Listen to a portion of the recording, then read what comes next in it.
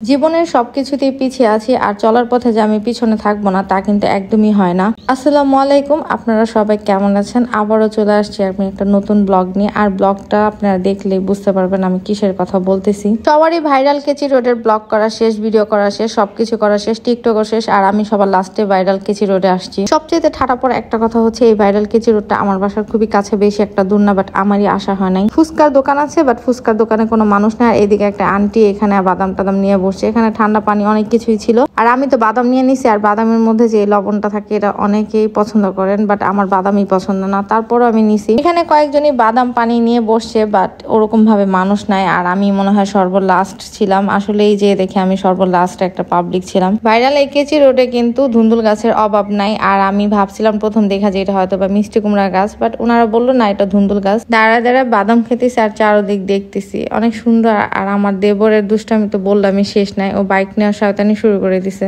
বাদাম কিন্তু একদম কেচি রোডে ঢোকা যে রাস্তাটা, সেখানে দাঁড়া দাঁড়া খেয়ে আসলাম। আর এখন মাঝখানে চলে আসছি আমরা সবাই মিলে ফুচকা খাওয়ার জন্য। এখানে ফুচকা, ঝালমুড়ি আর পেঁয়াজও বিক্রি করে, মানে যে যেরকম ভাবে ঘরোয়া ভাবে এটা হয়তো বা তৈরি করে বিক্রি করতেছে। তারপর আমার কাছে দেখে ভালোই লাগলো, অত একটা খারাপ লাগতেছিল না, তাই ভাবলাম যে ফুচকা খায়া নেই। কেচি রোডটা কিন্তু বাইকারদের জন্য পারফেক্ট একটা জায়গা, তাদেরই ঘোরার এটা স্থান।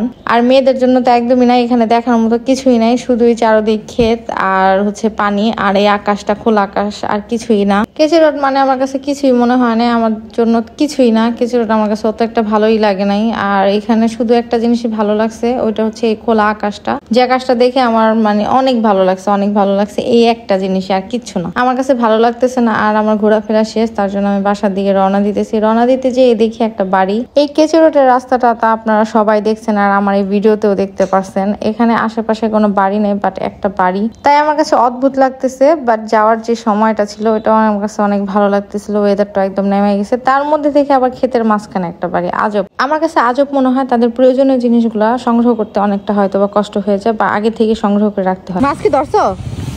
একটা পাও নাই, মাত্র এসো। যাওয়ার পথে তাদের সাথে দেখা, তার জন্য নেবে একটু তাদেরকে দেখে নিলাম তারা কি করতেছে। ছোট ছোট মাছ ধরার জন্য যে ছোটরা অনেকটা চেষ্টা করে, সেটা দেখতে কিন্তু আমার কাছে অনেক ভালো লাগে। আর ওরাও অনেকটা চেষ্টা করতেছে মাছ ধরার জন্য, ও কিন্তু অনেকক্ষণ ধরে ট্রাই করতেছে। আর এইদিকে আরেকজন আমাকে দেখেই দৌড় দিছে, সেটা দেখে আমি খুবই মজা পাইছি। কি করে দিবা? এইভাবে মাছ ধরাকে কি বলে আমি জানি না, আপনারা জানলে কমেন্টে জানা যাবেন। উনি কিন্তু মাশাআল্লাহ মাছ পাইছে। যাই হোক, আজকে এই পর্যন্তই। ভাইরাল কেচি রোডের ভিডিও কিন্তু শেষ, লাস্ট ভিডিও আমি দিছি। সবাই দেখবেন, ভালো থাকবেন, সুস্থ থাকবেন। আবারও দেখা হবে অন্য কোনো এক ভিডিওতে। আল্লাহ হাফেজ।